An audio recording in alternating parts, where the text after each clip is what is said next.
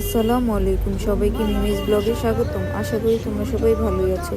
আলহামদুলিল্লাহ, আমিও ভালো আছি। দেখতে দেখতে শীত প্রায় চলেই আসছে। এইবার কিন্তু শীতটা একটু দেরিতে শুরু হয়েছে।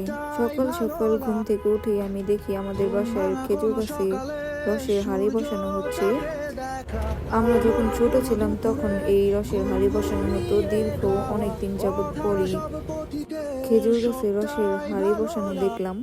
দেখতে বেশ মাশাআল্লাহ সুন্দরই লাগছিল। আগে কিন্তু এই হাঁড়িগুলো মাটির বসানো হতো, কিন্তু এখন সিলভারেরটা বসানো হয়। সকাল সকাল ঘুম থেকে উঠেই দেখবো এই 2 কলস ভর্তি রস আমাদের জন্য রেডি। কার কার রস পছন্দ সবাই কমেন্ট করে জানাও। এইবার রস খাওয়ার জন্য আর আমাদের অন্য এলাকায় বা অন্য কোথাও যাওয়া লাগবে না। আগে কিন্তু এই রস খাওয়ার জন্য আমরা ইভেন মানিকগঞ্জেও চলে যেতাম, কারণ মানিকগঞ্জের রসটা অনেক বিখ্যাত। কিন্তু এবার আর কোথাও যাওয়া লাগবে না আমাদের বাসায় রসের হাঁড়ি বসানো হয়েছে। তাছাড়া গ্রাম বাংলার মেন সৌন্দর্যটাই হচ্ছে খেজুরের রস।